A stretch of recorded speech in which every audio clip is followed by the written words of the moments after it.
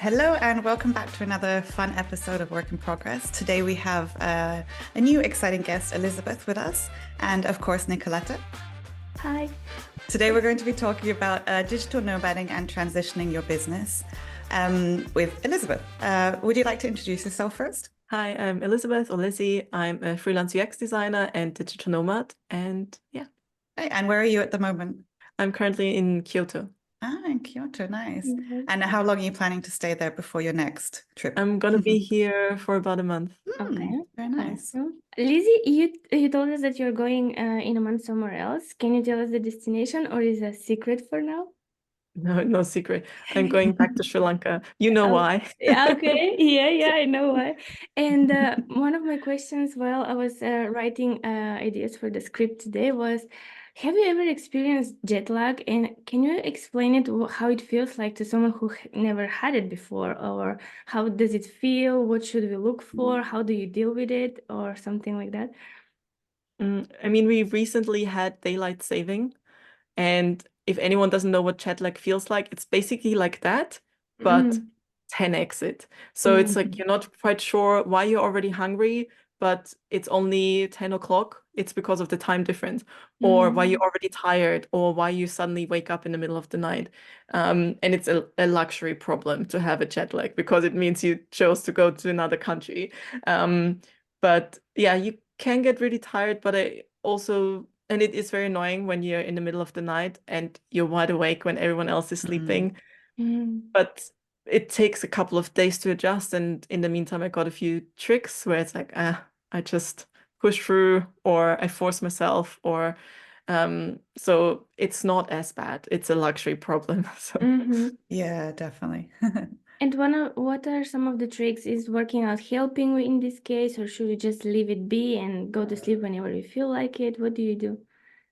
I think what helped me personally the most, which might not apply to everyone, but for me, it's when I'm eating. So I try to adjust to the time zones I'm in. So even if I would have left, I don't know what's a big, like if I would have come from Europe, and technically in Europe now it's like 9 a.m. and here it's 4 p.m. So maybe if I would still be in Europe, I would have my breakfast around now. But now I'm just trying to have dinner and I'm gonna push through until like 6, 7 o'clock to have dinner. And I think that kind of trains my body quite well to understand, oh, it's dinner time or it's the morning time. When I'm having my coffee, when I'm having the things that I would normally do in the morning, I try to have like continue having them in the morning, things like that. Yeah, that's interesting. I think most people think of it as like a sleeping issue, jet lag. I never thought about when I eat also. Yeah. It's not just the food, it's also it's how do I say? It's basically just it's your rhythm. It's not just when you sleep, and your sleep is disrupted because you're not in the rhythm. So it's more for me, I try to do in the day what, like for example, if I leave at night in Europe and then I land in the morning in Asia, I will not go have a nap. I will try to push through. And if I do have a nap, if I really cannot stay upright anymore, I will maximum sleep 1 or 2 hours. And then the earliest I'd go to bed is 8 p.m. So that then I can kind of sleep through. But even if you go to bed at 8, you're gonna wake up at 2 a.m. So I Yeah. kind of force myself to do that. So I have a whole night, and then the second day, most of the times, I've been quite fine. Okay. So basically Nice. catching up with your routine, but in the country you're landing in. Yes. And Okay. if you know you're going, you can practice this up front. So you can kind of slowly schedule your sleeping pattern towards the country you're going to. That's a good idea. So like a week before, try and go to sleep a bit earlier or later. Exactly. I never thought about that also. Because I guess you normally take a week like when you get there to adjust. So you might as well do it before. Very Yeah, clever. so studies show that it takes you like a day per hour time difference. So if you have a Okay. 2 week trip, you basically just adjust and then you have to do it all over again to go back home. Yeah, So exactly. And you're always tired during that holiday also. You're like, jet lag. yeah. On today's topics, we are talking about nomading and freelancing, transitioning into one business to another. But we will mention probably quite a lot of times mindset. And I was wondering, can you tell us a little bit about your mindset before freelancing and how would you describe yourself back then?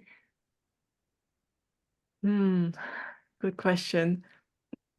I think before I started freelancing, I was always interested in freelancing, but I didn't grow up in an environment where it was normal to have your Mm-hmm. own business.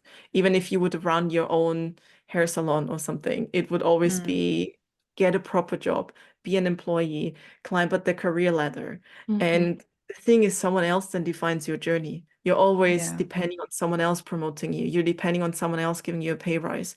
And I think my mindset was always trying to be really good at my job and also over deliver. And I once had a discussion with a friend of mine. She's a couple of years younger than me, and we were talking about school things. And Mm-hmm. let's say you have to do a presentation, and I was already done, and she saw me making the slides look pretty and stuff. And she was like, "But you've done your work. Like you're done. You've got the presentation. You know what to say. You know what to present."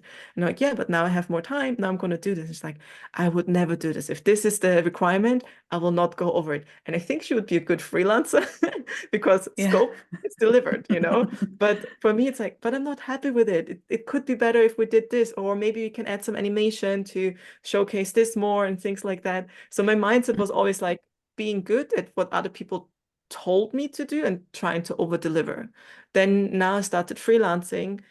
I'm still doing that. I still try to over deliver, but I think it's more I kind of zoom out a bit more. I don't spend as much time making every single slide look pretty, Mm-hmm. but maybe overall, how can we deliver this presentation better? Can we get a better microphone? Can we like I still try to improve, but in a overall like bigger picture view, if that makes Mm-hmm. sense. hmm Yeah, No, that definitely. makes sense. And so with this idea of overachieving, how much do you think of that was like where you grew up and like, because you said you didn't grow up in an environment with that. So can you tell us a bit about like where you grew up, how, and like how that affected you in from what you just said? So I grew up in Austria, but I never really had the pressure to have good grades. I always got good grades. Even when I was Mm. lazy, the worst I ever got was a B. So Oh, wow. yeah, Yeah. I Good once had a work. teacher approach my English teacher. She was like, you know, you got a B on this, but if you would just work a little bit harder, you could have gotten an A. And I replied to her, why should I work hard to get an A if I just work easily and get a B? And Mm-hmm. it, Exactly. Yeah. yeah. So in a way that kind of contradicts again the overachieving thing, but at the same Mm. time, if I'm happy with the result with whatever I put in and I know I can do it, but I have Mm-hmm. other priorities, then why force myself to get an A? And also the school English is very different to the English I then ended up having to speak when I was in the UK. So it Mm-hmm. didn't set me up badly, but at the same time, it wasn't exactly what I needed anyway. So yeah. I was Yeah. just No, that thinking makes about sense. what, sorry, I was just thinking about what Kat said about your upbringing. Can you tell us a little bit of Austrian stereotypes? I don't know anything about Austrians. How would you describe these people? I don't know if they even exist. Are they real? I love I love that there are no stereotypes because it's such an advantage, especially as a digital nomad. You go somewhere and people ask you, "Oh, where are you from?" And you say you're from Austria, and people are like, And no one knows what to say. "Oh, yeah." Because most of the times people try to impress you with like, I don't know, you say you're from Spain, and people are like, "Oh, I've been to Barcelona and amazing Mm. Sagrada Familia and this, that." And Austria, it's like silence. And I kind of Yeah. like it because it just makes it so much easier and people don't have stereotypes about you. So when you say Mm. you're German, people are like, oh, like we have to be on time next time we're gonna meet. And Yeah. we just don't have that with Austrians. And I would say we're kind of a mix between the kind of very on time, very structured Germans, but Mm-hmm. also the very laid back, casual, relaxing Italians. And we're in the middle geographically, so it kind Oh, of makes sense as well. yeah. Mm. It's like So the yeah, I would perfect say we're blend like of that. cultures, like the good things from the two places. Yeah, but also we are very, how do we say? Maybe it's just Vienna, but I think Austria overall really likes to complain. And Mm. I feel that countries, the richer they are, the more people complain about it. Yeah. I Yeah. think I've heard So this in a lot of cultures also. Like in England, a lot of people complain always about the weather, like with everything. But then I've heard well, it the also weather about is Germans. Yeah. British weather is very much to complain about. There's a lot to complain about, yeah. Yeah. But people say it about Germans also. Maybe it's just culturally like European that like we just like to complain. It's universal. Even in Bulgaria, they complain. Here in Croatia, they complain. Yeah. Everywhere they complain. I think it Only joins the people youth thing. together, like when you have that communal like hatred or something, or like Yeah, dissatisfaction, then yeah, you exactly. have a connection. But I The find weather, it so sad. complaints. Mm? Yeah, yeah. I find it quite sad because Europe is such a great place Mm, to grow up in. We have a good education system. Even if your parents don't make money, the country makes sure that you have food on your plate, that Mm-hmm. you do go to school, that you have some education, you're looked after. Whereas, especially when you travel and you see families on the street, you see moms having their kids not going to school, but help them with their business because they just need that labor. Mm-hmm. We have yeah. this huge privilege that we don't even understand, and we still Mm, complain about everything. And Yeah. yeah. it's exhausting. Yeah. Yeah, this happens a lot here. People complain about the public transport that like it's always late or trains are cancelled. Okay, I Mm, don't use it that much, but when I do, it will be like 5 minutes late and people are like, yeah. oh my God, this is terrible. I'm like, it's 5 minutes, guys. Like, Yeah. Yeah. relax. It's not the end of the world. That's why I think traveling has to be mandatory in Erasmus exchange. It has to be mandatory in schools because once a young person sees what is out there, it can really appreciate what has been done and what hasn't been done in their country, and they can contribute Mm, much more intentionally in their lives. So I think that should be a law that everybody should Yes. travel until 18 somewhere at least once for 1 month and try to yeah, manage themselves. no, So definitely. Yeah. Yeah, not just on the train, like 5 minutes delay part. One of my colleagues at work, so I used to work in a UK company which outsourced to Manila, and sometimes they would fly people to the other country for networking, team building, mhm. etc. And one guy from the Philippines, he was in London and he stayed in London for like a week. And when he was asked what was the best thing about the UK, he said the trains because Mm, public transport in Manila is so terrific that one of my colleagues, he broke his arm because people just get so rammed into the train, like they just wow. squish themselves so much in there that he Oh my broke his arm from the pressure of the Mm, people. And then he had wow. to sit in this train with his broken arm and wait until he gets out the state, like it's, and for us, that's Wow. not even exactly, I see your faces. That's how I reacted. But that's the privilege we have of waiting for 5 minutes. So Yeah, no, exactly. I would much rather wait for 5, 10 minutes rather than that. yeah. Yeah. So what was it that prompted you to start this digital nomad lifestyle? Like where were you living, working before you moved into this? I was living and working in the UK, and I used to live there, I think 6, 7 years in total. And then when COVID happened, I got stuck abroad in Thailand. And it Mm. was this time where you don't know. It was back then where nobody knew how long this was going to be, and we all thought it's going to be 2 weeks. Haha. And then time passed, Yeah. and yeah. And then I found my way back to Austria, and then I realized, okay, this takes even longer. I can't stay with my parents the whole time. I'm going crazy. And I moved to the UK. And then it was 1 or 2 years into the pandemic, and they announced another winter lockdown. And then I asked myself why I'm still in London because most of my friends moved countryside and there were only a couple in walking distance, and even they were planning to then go to the countryside over the bigger lockdown. And that's when I decided to, you know what, I've always been thinking of being a digital nomad, but I've never done it. And now, especially with the pandemic, every job was remote anyway. So Mm. I'll just give it a go because initially I was scared with freelancing, especially when I started, it felt very insecure. And then also on top of that, having from the pool of jobs that were available, having to find one where the clients would allow you to work remotely, I was a bit hesitant. But thanks to the pandemic, I felt confident enough to do that. And yeah, I did. I bought my first one-way ticket and I haven't gone back since. I mean, I've been back to the UK, but not gone back Mm. to having a home, which I kind of miss. But it's all, yeah, pros and cons to everything. I don't have a question. I'm just reminiscing how she buys one-way ticket. I'm like, ah, this sounds so amazing.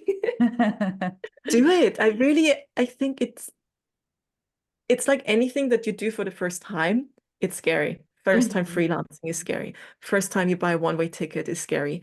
But Mhm. then once you've done it, you can always buy a flight ticket back. Maybe it wasn't financially the best option because return tickets are always cheaper, but Mhm. if it doesn't work out, you can always go somewhere else. Yeah. So do it. It's scary, but that's also what makes it so exciting. Yeah. Okay, I will I think think no, about it. it's definitely what you say. Like the first time it's scary, but then it becomes normal. Like the first time you go somewhere it's so culturally different, like Japan, for example, that you feel like it's going to be so weird and different. But then you get there and people are just people, you know, like everyone is there working, like on their lunch breaks, like shopping, doing normal stuff. It just like looks a little bit different, like smells, feels a little bit different. But yeah, I don't Mm, know. It's amazing. I love travel. yeah. Yeah. I think it's just the fear of unknown, and I think there was one quote about like it you will get scared anyway. You will be scared the whole time. Just do it anyway, you know. You feel the scaries and just jump and do it anyway. I think that's the best advice. It Yeah, also definitely. changes your mindset a lot. The more you do things, and I have this on my to-do list now, do Mm. something every year that scares you. Mhm. And Mm, it just opens your mind so much because in the end, it was never as bad as you thought it would be. And most of the yeah. times, you get so much out of it. You learn something amazing from it, or you meet those great people. And I highly recommend everyone to travel because it's exactly what you say.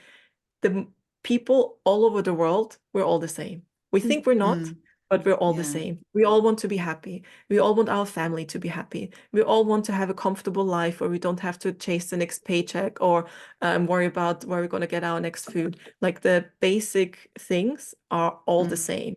And once you take out all the cultural layers, we are all the same. And the kind of differences that people complain about, things like, oh, in, I don't know, India, they eat with hands or they're not civilized because, and they might think about mm, us that, oh, they exactly. like Asians think like, why don't they slurp their noodles? Like, what's wrong with Exactly. them? Yeah. How can, Yeah. it's just whatever you grew up with. There's nothing wrong or right. It's just different. Mhm. Yeah. And I think you learn good things from the other culture instead of saying like, oh, that's different and that's weird. Like, what can I learn from them in order to improve myself like a little bit better? Mm. I know, for example, like with like British people, we're always like very overly polite and like it's kind of fake in some way. So when I moved to Germany and people are like very direct, I'm like, oh, that's a really good thing I can learn because it actually helps a lot being more direct rather than this like fake politeness. So instead Mhm. of judging it, like taking it on and being like, oh, you learned something, you know? Mm. Yeah, it builds a character and it creates make a like thicker layer of your skin because you're Mm, like piling on things that make you more like colorful as a person, and you can really mold yourself the way you want to be, and you can take everything from each culture and adjust it. Like, I don't know, leaving the shoes outside or trying slurping noodles for the first time and experience all of the things, you know. It's just much more yeah. fun if you do it like the way you just want to play with it, right?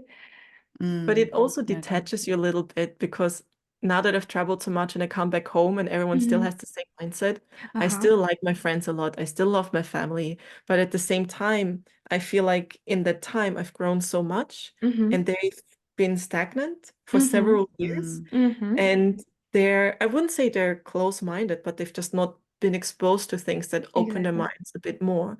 But Mm-hmm. it's also this thing where I started to wonder how much of me is actually me and how much is just the culture. Like things that you said, you can choose to leave the shoes outside, not go in Mm-hmm. with the dirty street shoes. Now it's actually disgusting to think that I go to someone's house and then mm, we sit on the floor where everyone chews, things like this. yeah. Yeah. Um, but it's also, for example, what you mentioned with the politeness in the UK. I had the opposite. I moved from Austria to England, and suddenly everyone Yeah. was polite, and you would ask for feedback on your designs, and people would be like, "Not bad."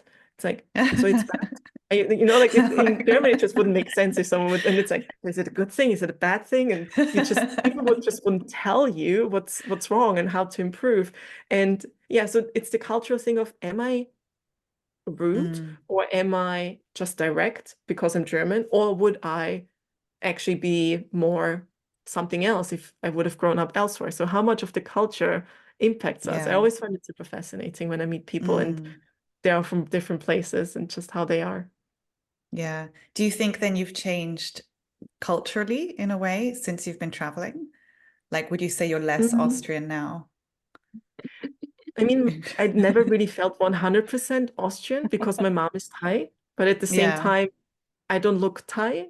Like once you mention it, people are like, ah, I can see now. Mm, And I'm not like the typical person, like I don't look like the person that people would expect an Austrian to look like. They would expect me to be a bit more blonde, but the facial mm, features are like, it's because of that I never really felt 100% Austrian.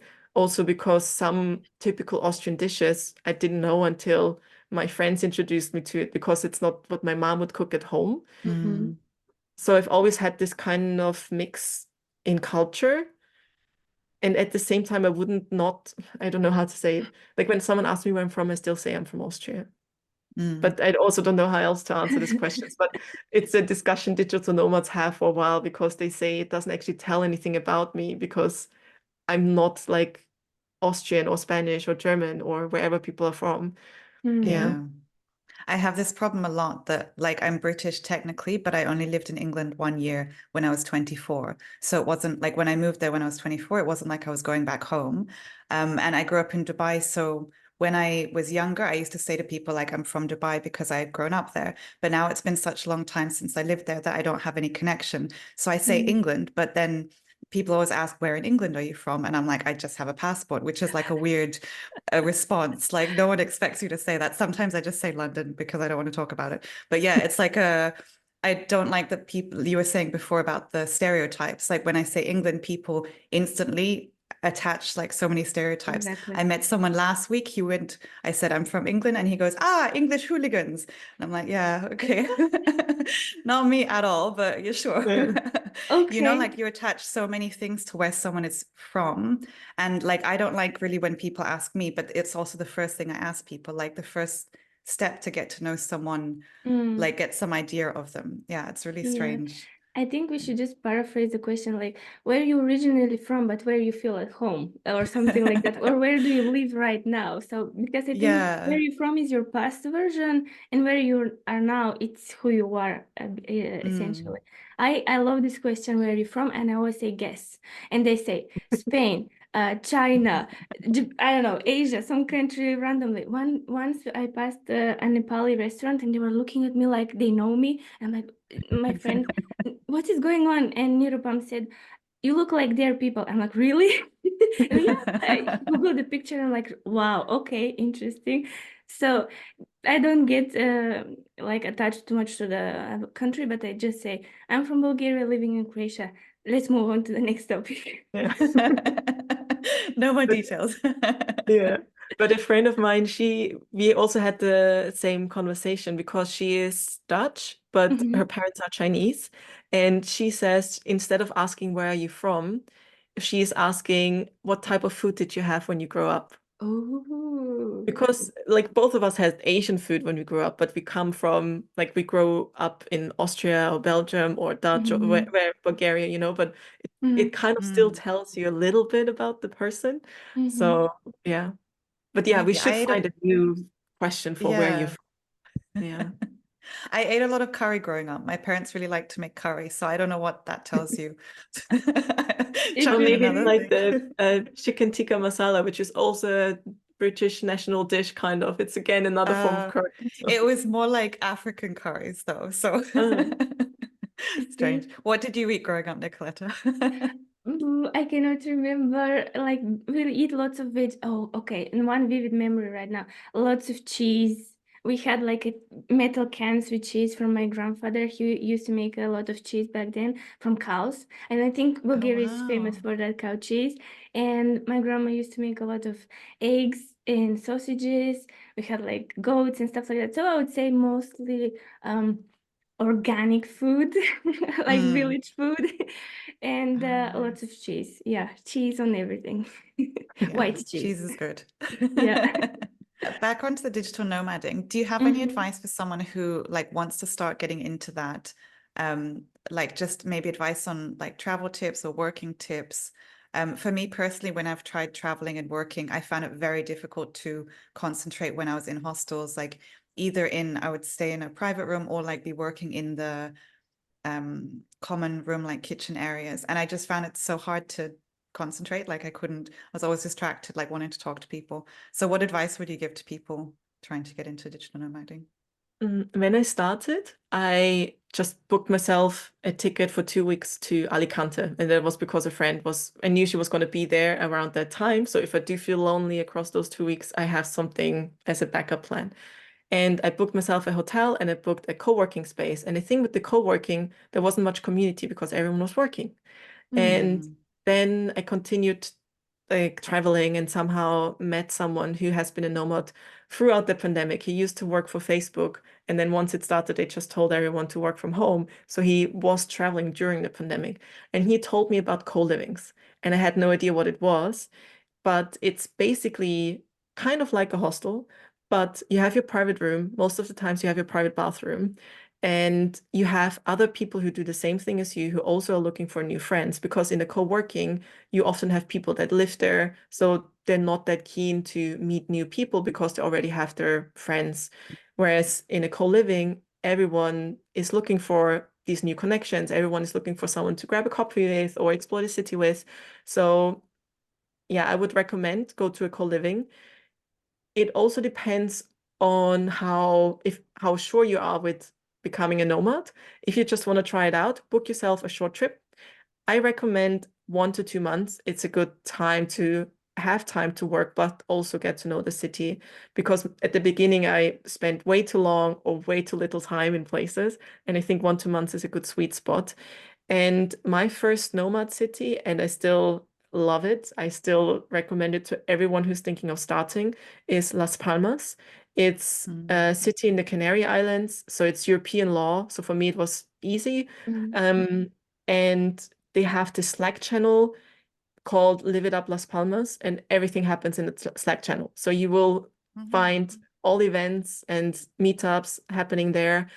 And because everyone goes to the same places all the time, you keep seeing familiar faces, so you don't feel like a stranger. And yeah, so I highly recommend going to the co-working.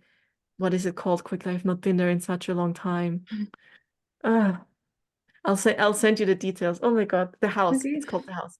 So The go house, to the okay. house co-working, and yeah, and you'll have a very, very good time because the people there are amazing and the owner is amazing. Yeah, do that. Nice. Good tip. Thanks. Yeah. And have you ever had any crazy or weird experiences in a hostel?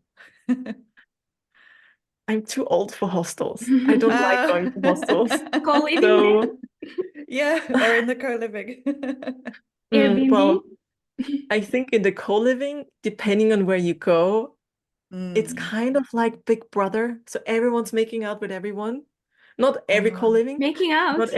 not making out, but you don't see people making out, but you Okay. know that, oh, they're having a thing, or oh, you see Oh. so-and-so slippers in front of so-and-so stores. So Oh. it's Yeah. I wouldn't call You. it crazy. It's like, when you go to have your first ski trip with school, or like this Mm. kind of week that you go away with, it's like that. Just that Yeah. people have money and make their own choices, unlike children. Okay. I mean, Funny, yeah. children also make their choices, but they just are supervised to do. Exactly. No supervisor, so you can imagine what happens. Oh, Yeah. interesting. I can't wait to hear the tea off camera. Yeah. Okay, that's one fun fact, just to be aware that people live their lives even when they're co-living. But can you tell us a little bit about food poisoning? Any tips or anything we should be careful when it comes to food? Because that's the only thing that we care about when we go abroad. Oh, that's the only thing you care about. Whew. Me personally, yeah, food. Yeah. Um, well, the worst food poisoning, and I'm not going to get into detail with No that, details, was yeah. in Bali.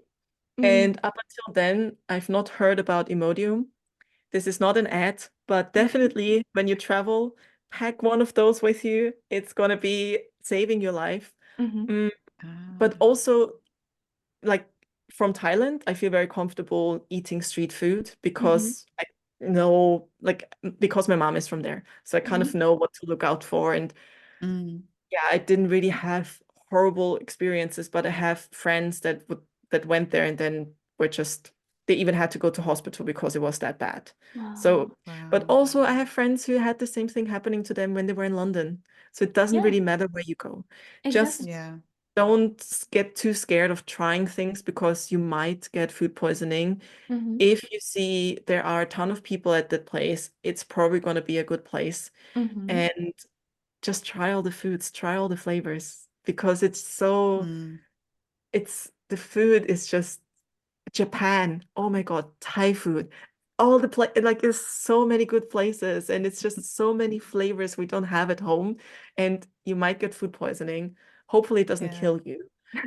Luckily, I've not had it that bad where I had to go to a hospital, but it's not a nice thing Yeah. to experience. So Mm. Yeah. Mm. So tell me you're not about the food when you react so like energetically when we talk about food. But you would say line up where people are lining for food. Queue, if you say in British. But what else? For example, in nature, if it's too bright and colorful, don't touch it. What else would you say about the food as well? look if it's clean. So if you see that the Mm. tables are clean, if they wipe the tables in between people, then it's probably going to be a clean place. But Mm-hmm. also don't just go to the places which are full of people. Yes, they're probably going to be good, but you miss out on the interesting things because nowadays you have one food blogger going somewhere, then all the other food Mm. bloggers are like, oh, is this worth the hype? And it's not a bad thing to do, but then you end Mm-hmm. up going to all the places where everyone is going. One of my favorite things to do is just wander around and go to a random restaurant and trying not to check before if Google said it's a good rating or not. Mm-hmm. Because also there was one place in Las Palmas, and it was actually quite tricky to find good restaurants there. But there was one place where it only had a 3.2 star rating and everything else was 4 or whatever. And it Mm-hmm. was such a good place. And when we checked the reviews, it was Mm. just someone was grumpy because of they couldn't change the order to whatever.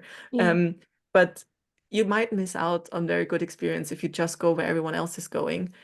Yeah.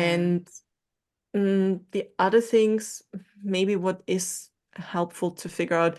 So basically trying to find a good place or trying to find a place where you won't get food poisoning. Yeah. Basically. Okay.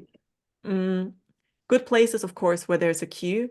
Mm-hmm. Mm, non-food poisoning places, making sure it's clean. Mm. But also most of the times I've experienced the touristy places, if you go to the main road, there's Mm-hmm. going to be a ton of queues, there's going to be a ton of people. But if you just go 2, 3 side streets in, Mm-hmm. it's way cheaper. You're going to get seated instantly, and Mm, it's still good quality food. So mm, that's what Yeah. I would recommend. Just go 2, 3 Mm. sides streets in, and most of the Yeah. times you'll be fine. But if you do get food poisoning by trying something new, please don't hate me. Yeah. No, we won't. You gave us the remedy, so we're fine. We didn't know. Exactly. I didn't know about that, so I will have it in my Mm. list. I think also a good tip is to go places that don't have like menus in English and just like figure it out because obviously those are really local places. I think some of the best food like meals that I've had, it's been like menus that I didn't understand and I just like pointed or the waiter Yes. was like, obviously you don't understand, let me just bring you something. And then it's been Mm, amazing. I don't know what I was eating, but yeah, it's great. yeah. Just Be- explore a little bit. Yeah, I think befriending the hosts and the waiters and asking them what they would recommend is a good tip. But I'm talking for the person who doesn't have allergies. That works for us. For people who have allergies, Mhm. obviously, they have to be more Mm. careful. Yeah, a Yeah, friend of mine, definitely. he has a peanut allergy and they use a lot of peanuts in Thai cuisine. Of And he had course. this plastic card where it was in English, in Thai, in all kind of languages. I Oh, have an nice. allergy. Please make Oh, like if there are any chances that there's peanuts in it, don't tell offer me. it. Yeah, Yeah. yeah, Yeah. that's That's a good. good idea to have it in all the different languages also. Just be Yeah, Yeah. respectful. make it so easy. Yeah, definitely. Right. So Elizabeth, you recently transitioned your business into something new. Can you tell us a bit about what you were doing before, what you're doing now, and how the transition uh, became? So I'm a UX designer and I've been doing UX for 7 years, I think, and freelancing for 5. And I'm still doing that now. And I still struggle with the term coach Mm, because it's it feels a bit weird because nowadays everyone is a coach. But basically, Yeah. what happened is a couple of my UX friends or other digital nomad friends who might have had a full-time job but were not freelancing asked me about freelancing. And then I would give them some tips. I would help them with how to promote themselves, how to make use of the network, what kind of platforms to sign up for, where to find gigs, things like that. And then they eventually ended up being freelancers. And one of my friends was saying, oh, you should offer this as a coaching service because you've done it. And I really enjoy it now. I could never go back to a permanent job. And you should be a coach. And it was a bit like, I don't know. And you're on Zoom calls all the time. And it's not that I don't enjoy coaching, but the other part that I really enjoy freelancing is that I can work from wherever I want. I can go to a coffee shop, whereas with coaching, you kind of have to make sure you're in a good place. It's quiet, it's private. You also want them to feel comfortable and that they don't feel like someone else is staring at the screen while they're talking, or you're not concentrated because there's so much background noise. Mm. And yeah, but anyway, so I somehow thought, maybe I should try it. And then I signed up to some mentoring platforms. And then I also started to get paid for coaching. And it's not my main income. My main income is still UX. Mhm. But because of that, I started to build a bit of an online brand, which is also a huge learning curve, like putting content with you facing, talking to the camera. And Mm. yeah, it's definitely something that's not comfortable, but I learned a lot about myself. I learned a lot of new different skills. And yeah, so I'm not really arrived, I wouldn't say, because I'm still doing both. And I don't think I will ever 100% give up UX. I really, really enjoy doing UX design. Mm. But yeah, it's interesting to transition, but that's also the beauty of freelancing. You don't have to stick to one thing. You decide Mhm. what services you offer. And yeah. Awesome. Yeah. How would you say UX helped you to make this transition? Did you took anything from UX over coaching? Like, did you apply some of the learnings in the new business?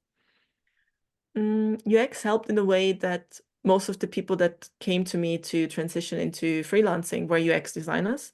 So it Mm-hmm. kind of helped niching down, even though Mm-hmm. I don't officially have a niche, but I wouldn't offer it to someone to coach them if I wouldn't feel comfortable enough that I can help you with your services. So, for example, if someone comes to me and asks for help as a freelance photographer, I don't know how to promote yourself as a photographer. So I would probably say, I don't know, but I can ask my network if you're looking for a coach. But what was the question again? Like, what UX learnings help. from UX helped you to transition? Yeah. Yeah. It helps that you want to make sure you provide a good experience for the other person. Like I mentioned before, I would not host a coaching call from a coffee shop unless I really can't avoid it for whatever reason. Mm. Maybe Mm-hmm. it's quieter than the co-working I've hired because there's construction work or something like that. Then I would probably go to a coffee shop. But basically trying to make sure the person has a good experience with all the sessions. They get a recap email, they get homework and next steps to do, and everything clearly laid out. They get some templates. For example, if they never wrote an invoice before, I sent them my invoice template so they can just adapt it to themselves, things like that. So UX helps with anything really, because you Mm-hmm. think, how can you make the other person experience it a little bit better, which is similar to when I designed those presentation slides at school, for example. Like, yes, this Exactly. is the presentation, but could we make it more fun by adding some emojis or something? So Mm, yeah. Mm. absolutely. Yeah. And I had another question about the coaches in your career, in your life. Can you tell us a little bit about who you learned from so far and what do you recommend that people look into? The first coach I had, it's Greta, and she's from Hungary, and I came across her through some Slack channel, and Mm-hmm. she basically offered her services for, like, she offered a free first coaching session. And I've been thinking of getting coaching before, but I was never sure if it's worth the hype, is it really necessary? And then in that first coaching class, she figured out that I had this blocker, which kind of stopped me from achieving my goals. And it's that I have this subconscious belief that rich people are bad people. because Mm, how else would you become rich if you don't exploit other people, like Jeff Mm, yeah. Bezos or I don't know who. And then she just asked me questions about this, that, and helped me to kind of shift it. There are also good people that are rich, but you don't know about them because the media mhm, doesn't talk as much about them. And it mhm, doesn't mean that you getting rich means you will become a bad person yourself. You can still be a good person and Mm, take that advantage of being rich, the network that comes with it, the opportunities that come with it to help other people. mhm, And that laid out the stepping stone for me for, wow, if that's my mindset and that's the thing that stopped me from doing the things I want to do or charging that price or doing these kind of things, what else can there be unlocked? And that was just one coaching class. mm, And mm, we had like a package. After the package, I just wanted to explore with different coaches. I was in group coaching programs. Now I'm back to one-on-one coaching. And it's probably the biggest amount of my company budget when it comes to investing in myself goes into mhm, coaching. But I also think it's the biggest return of investment. For example, if I would not have had that very first class, I would probably still not do things that I know would be good for my business, but I'm stopping myself from doing it because I'm scared that, oh, actually, this could make me get more money. And then maybe I'm going to be one of those capitalistic, horrible people. And I don't know what. yeah, Yes, I highly recommend anyone who really wants to become a good freelancer or whatever it is that you don't have to be a freelancer, but mm, it's like therapy, but for your business. And it mhm, is mm, I don't want to compare it with therapy because it's two separate things, but it does mhm, have an impact on yourself, your mindset as well. So I highly recommend it if you can afford it. yeah. No, okay. I like what you said that when you started becoming a freelancer, or sorry, building like the personal brand online, you learn so much about yourself as well. Because you really have to like put yourself in front of everyone, be like this authentic like person, but you really have to show through like your values and really what you believe in order for people to connect with your content. So then you have to understand yourself, like what do I believe in? Like what are my values? And similar to what you, it's like coaching. I felt like when I've worked like recently with a branding designer, it felt a bit like therapy because she was talking to me. I would be saying stuff and she would hear what I was saying in a different way and like repeat it back to me. And I was like, oh, Mm, I didn't know that about myself. Like it was mhm, so, yeah, it's like a therapy, but in a different way. It's interesting. yeah. Yeah. And essentially, those coffee chats that we have with Kat in the beginning and then work in progress happened, they were therapy for me, at least. We were like Mm, talking to each other, exchanging experiences, and it was like, oh my God, you see that? I hear that. Like, all this, yeah. it's so nice to have, like, when you exchange and bounce off your ideas, beliefs, and mindset with other people. So here Mm, we are exactly. today. Especially, And I I think think, talking to an experienced coach who has spoken to many people like you before. Like, as you Mm-hmm. say, the people that you work with now, Elisabeth, probably they're all suffering with a similar thing that you've seen before, or like you've, so you know exactly the solution, or, you know, like they might be stuck with it, but you're like, oh, I've seen this before. It's not, it's a common problem. Don't worry, Yeah, yeah, you know, yeah. and that yeah. makes it all better. And I think that's what these coffee chats are also why they are so helpful because sometimes it's Mm-hmm. this, I'm just exhausted. And Mm. oh, all the other freelancers that you see online that have like six figures and this, that, they're also exhausted. You Yeah. know, Yeah. we're all alone in our way, but we're alone together, but we're in the Yeah. same problem together. And just connecting with someone, like I never met any of you guys in person. Also, most of my Mm, own podcast guests I didn't meet in person, but the chats, even if it's just some DM and it says, ah, someone else has the same problem, it's just Yeah. such a nice thing. And it's not therapy, but it can help you, which is also the point of why people do yeah. therapy. So yeah. That full circle of us complaining about something. Yeah.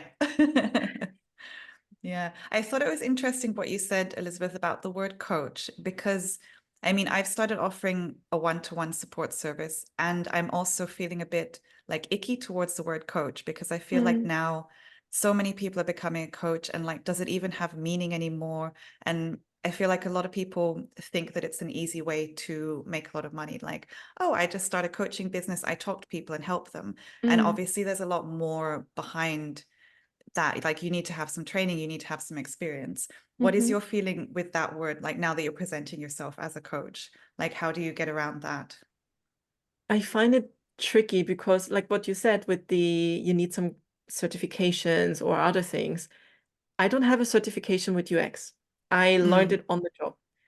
And it took me a while to accept that I'm probably not as bad of a designer as I thought I was, because people hire me again. People see results. Yeah, Mm-hmm. exactly. And never, ever has any of the people that hired me asked me for a certification that I've done a UX course or went to university. Mm-hmm. I Hmm. think my portfolio solved that. Whereas with coaching, if you're trying to unlock people's mindsets, I feel like you have to have that proper education, because you could also potentially do some damage if Mm.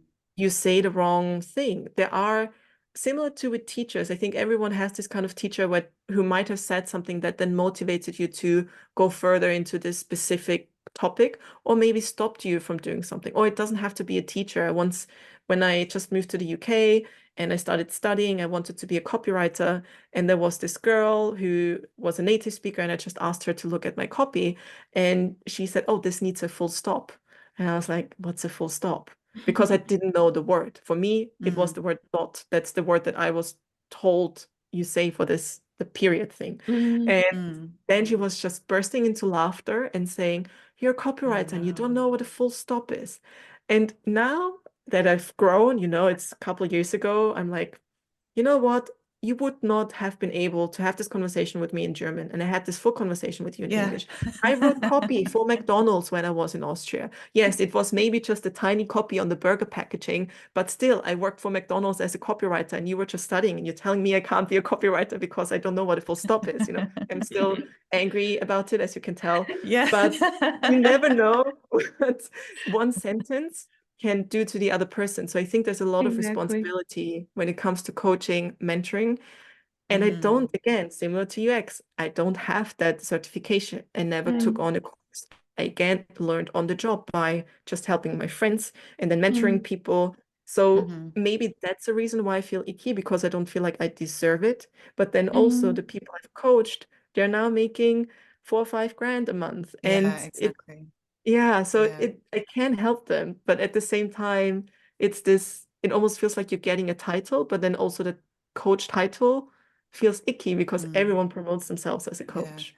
But I mm, think it's different because you have the experience in UX, like you have that background and that's what you're teaching to people, as opposed to someone who's like a life coach, which Mm. like we all have life experience, which is when you're talking about like unlocking the mindset of people where you can do some damage if you do it wrong. I think that's where, for me, it gets like maybe immoral, uh, if you're, yeah, trying to teach like life coaching as opposed to something that you're experienced in.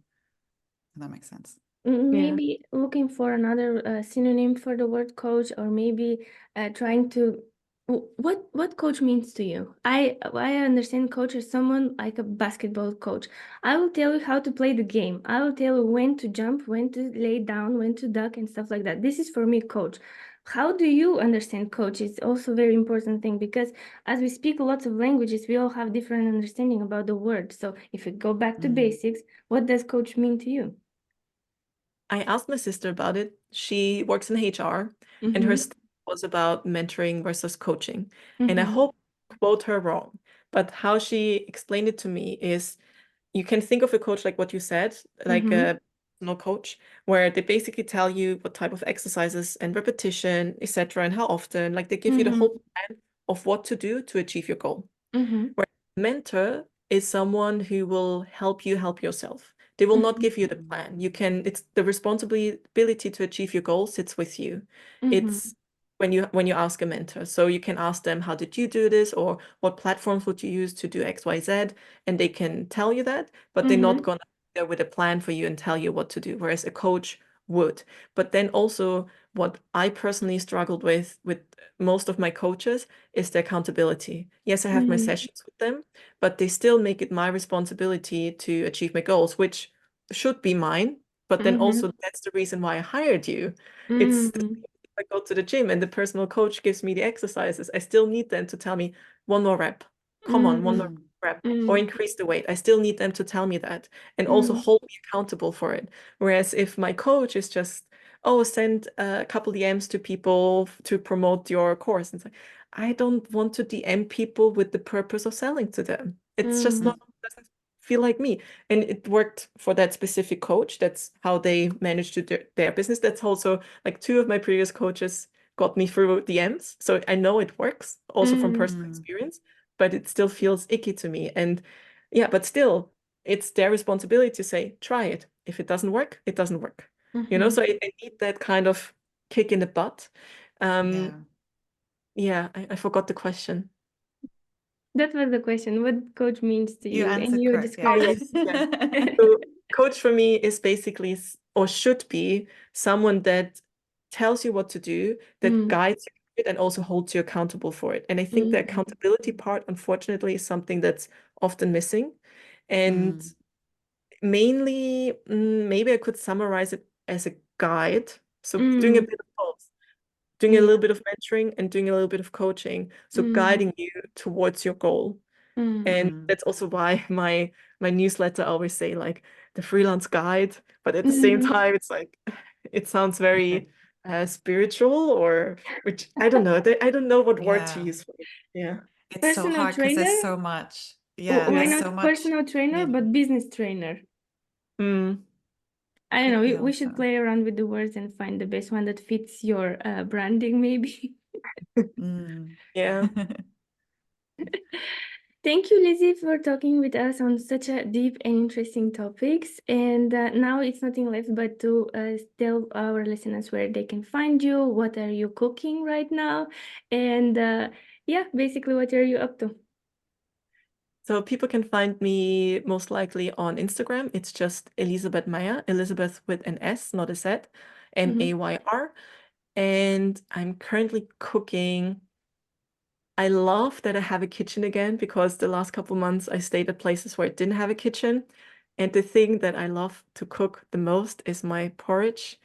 And the first time I came across porridge, people told me you eat it with fruit, but I didn't know that you eat it with topping. So you just cut the fruit on top.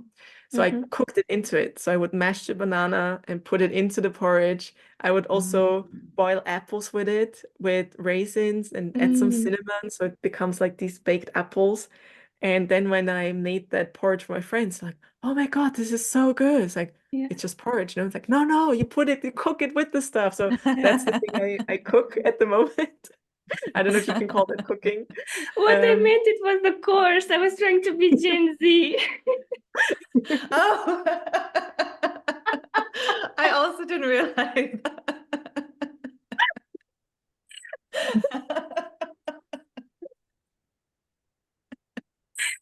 Great. I was like, oh, maybe that's just your outro question. So Yeah. I'm too old for this, guys. Yeah, I'm born in the 80s, okay? Just about, but still, I'm from the 80s. This definitely goes in the end credits. Definitely goes in the end. But Okay, thank so you what for were the the, questions? but thank you for the recipe. You're welcome. Oh my God. Okay. Okay. Whenever you're ready. What was the question? So maybe you What have are you we've seen cooking? what are you cooking? We've seen on social media you've got a course, a new course coming out. So can you tell us about that? Yeah, so oh my God, now I'm in this laughing thingy. Yeah, I know. I feel like I hope it's not gonna be too tricky to edit this. no, it will not. It will be perfect. Yeah, so the course, it's a course for freelancers who want to figure out their finances. It's called Financial Freedom for Freelancers. And basically, I'm teaching everything that I learned in my 5 years as a freelancer, plus the financial knowledge that I gathered before in this one course. So it's anything from how to do invoices, like the boring stuff that you must know, up to how do you actually plan for the future? How do you make sure you have the money on the side, that when there's a course or a coach or something that you want to book, that you have it, all these kind of things. And also making the most of the money that you already have, because you don't always have to get a new client to make more money or do something else. Maybe you can just, with what you have, improve that to get more out of it by saving taxes, things like that. So basically, that's what I teach in the course. It's launching tomorrow, so the 19th. Nice. I don't think the podcast will be live by then.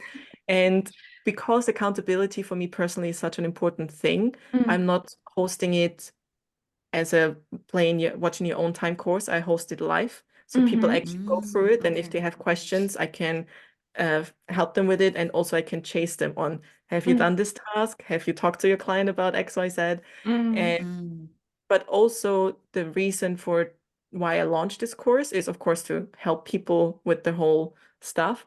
But again, it's the same as with the coaching, with the UX, where I'm not a financial advisor. So please be aware of that. And it's also my personal goal is to have some passive income. So in the future, I want to roll it out as I think they call it, how do they call it? An evergreen course. On demand? Yeah, so they just watch it in their own time. So they wouldn't have access to the Q&A or personal answers anymore. So yeah, so this time I launch it live with Q&A, and then in the future I will launch it evergreen. But I still need to plan. Good. Yeah, nice. I mean, I think, as you said, even if you're not a financial expert, like building on your experience and teaching people that, it will save freelancers so much time in the beginning. I mean, I know personally, I was like Googling so much, like I made so many mistakes in terms of finances, that I think something like this is so valuable. So, and where can they find it? On your Instagram? I promote it a lot on my Instagram now, so I hope people are not unfollowing because of it. But yeah, they find it on my Instagram, and they can also find it on my website. So I launched a new website just for the whole freelancing stuff called freelanceblueprint.com. So freelance-blueprint. And yeah, there's information about it there. Awesome. We will have all the links in the description for you guys. And also a new season of the podcast is coming soon. Yes. So I'm actually super excited about some of the guests I'm having. Some of them I had some connection with because we were in the same coaching course, things like that. And some of them I just reached out and they actually said yes. So it's like, oh my God, like I just asked them and they said yes, so I'm super excited. I recorded a few podcasts already. You guys are going to be in a podcast. And and I think depending on how quickly I can edit things, I will officially do it from April because you know how much work things are. And in the first season, I would record, edit, promote, and then every week was over and over the same thing. So now I try to bulk record everything and then bulk edit. So let's see if it's gonna be better. But yeah, so it's all Freelance Blueprint. Okay. Perfect. Sounds good. And that's it for today, I think. Yeah, well, thank you so much for joining us and sharing all your experience and all the tips for traveling and working. And yeah. Thanks so much for having me. All right, thanks. Bye. Bye-bye. Bye.